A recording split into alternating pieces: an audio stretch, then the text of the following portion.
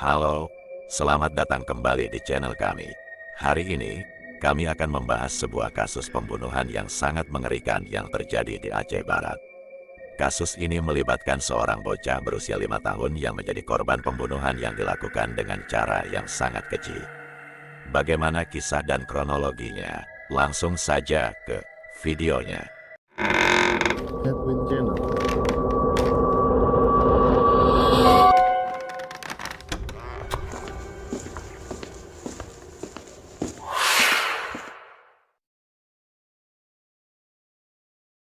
Kasus ini melibatkan sebuah keluarga. Ada Adi Mansa, seorang suami berusia 45 tahun, dan Putri Royani, istrinya yang berusia 27 tahun. Mereka menikah pada tahun 2017 dan dikaruniai seorang anak perempuan yang bernama Berli Gaisan Rabani. Berusia 5 tahun, keluarga ini tinggal di Kecamatan Tepas Selatan, Kabupaten Simile, Aceh Barat. Mereka dikenal sebagai keluarga yang baik oleh masyarakat sekitar. Namun, seiring berjalannya waktu, rumah tangga mereka mulai dihadapkan dengan berbagai masalah. Masalah ekonomi menjadi beban utama dalam kehidupan rumah tangga Adi Mansa dan Putri Royani. Keharmonisan mereka mulai terganggu dan pada akhirnya, mereka memutuskan untuk bercerai.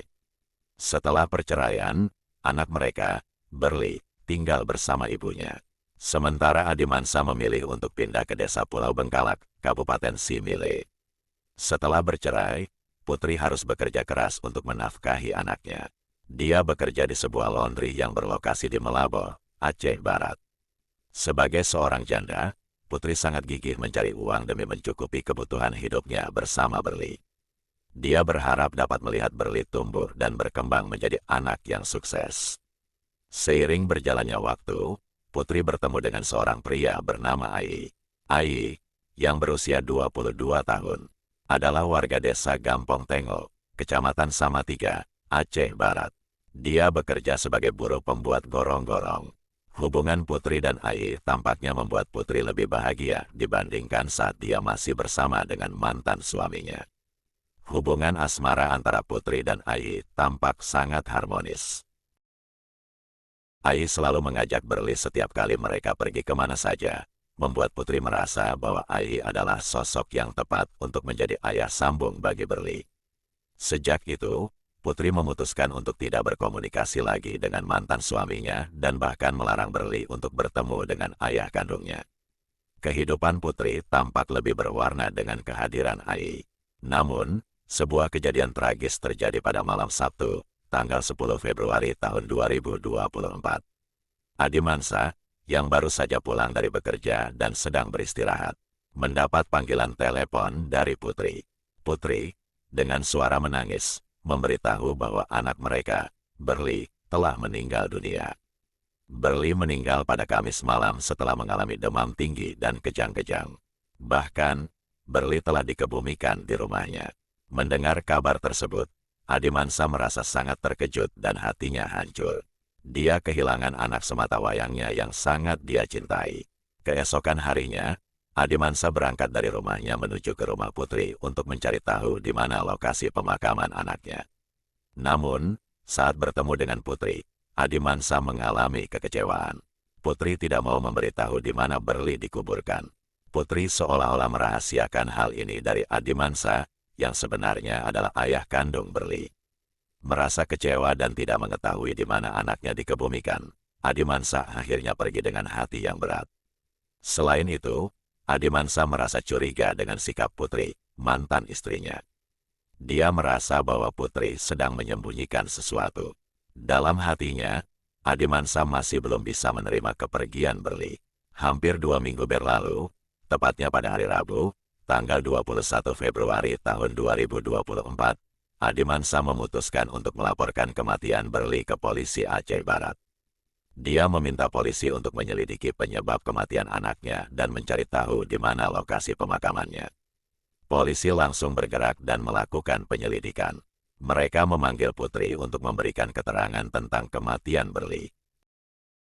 Namun, dari keterangan yang diberikan Putri, polisi merasa ada yang tidak beres.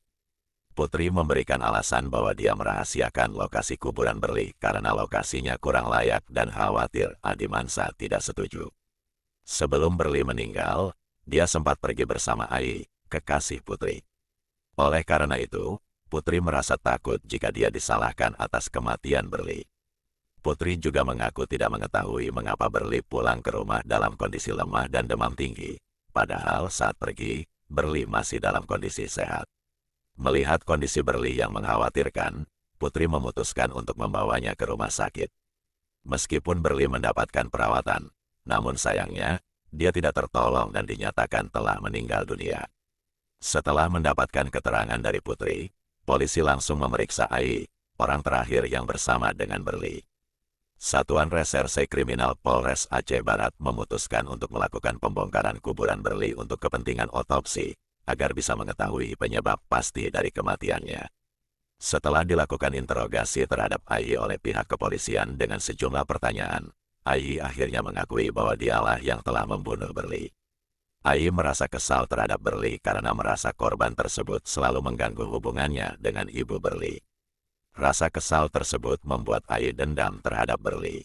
Ai melakukan aksi kejahatannya sendirian, tanpa bantuan dari siapapun. Setelah mendapatkan pengakuan dari Ai, pihak kepolisian langsung menetapkannya sebagai tersangka atas kematian Berli. Seorang bocah yang tidak berdosa. Polisi juga berhasil mengumpulkan sejumlah barang bukti, seperti satu buah tang pemotong besi, satu buah sisir, ponsel, sepeda motor, dan celana dalam berwarna kuning. Selain itu, ditemukan juga sisa bercak darah korban Berli. Dengan adanya pengakuan dan barang bukti ini, polisi memiliki bukti yang kuat untuk menindaklanjuti kasus ini dan memastikan bahwa pelaku, Ai, bertanggung jawab atas kematian tragis Berli. Kejadian tragis ini terjadi pada hari Kamis, tanggal 8 Februari tahun 2024, sekitar pukul 20. Ai mendatangi tempat kerja Putri di laundry dan meminta izin untuk membawa Berli ke gudang tempat Ai bekerja dan tinggal. Gudang tersebut terletak di Jalan Singgamat, Kecamatan Johan Pahlawan, Aceh Barat. Tanpa curiga, Putri mengizinkannya. Setelah sampai di gudang, Ai mengajak Berli masuk. Hanya ada mereka berdua di dalam gudang tersebut. Tanpa diduga, Ai dengan tiba-tiba memukul rahang bagian bawah Berli 2 kali.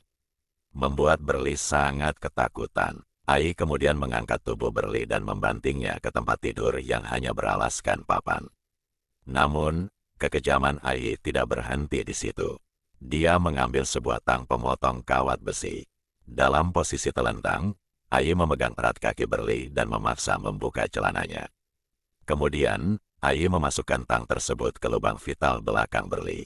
Ai memutarkan tang sebanyak 4 kali putaran, menyebabkan Berli berteriak kesakitan dan memohon ampun kepada Ai agar berhenti. Setelah melakukan perbuatan kejam tersebut, Ai mencabut tang dari tubuh Berli dan memakaikan celananya kembali. Dia menggendong Berli dan membawanya kembali ke rumah Putri, kekasihnya. Namun, saat tiba di rumah, kondisi Berli sudah sangat lemah. Melihat hal ini, Berli segera dibawa ke rumah sakit Cut Nyak-Dien di Melaboh pada malam itu juga. Setelah tiba di rumah sakit, Berli mendapatkan perawatan. Namun sayangnya nyawanya tidak dapat diselamatkan dan akhirnya meninggal dunia. Kasus pembunuhan ini berhasil terungkap oleh pihak kepolisian. Keluarga sangat terpukul dengan kepergian Berli yang meninggal dunia dengan cara yang sangat mengerikan. Mereka berharap pelaku dapat dihukum seberat-beratnya oleh hukum. Saat ini, tubuh Berli telah dikembalikan kepada keluarga dan telah dikebumikan kembali di Desa Gampong Tengo, Kecamatan Salatiga. Keluarga berharap agar keadilan dapat ditegakkan atas perbuatan kejam yang menimpa Berli. Pelaku Ai dijerat dengan pasal perlindungan anak dan pembunuhan berencana dengan ancaman hukuman maksimal yaitu pidana mati.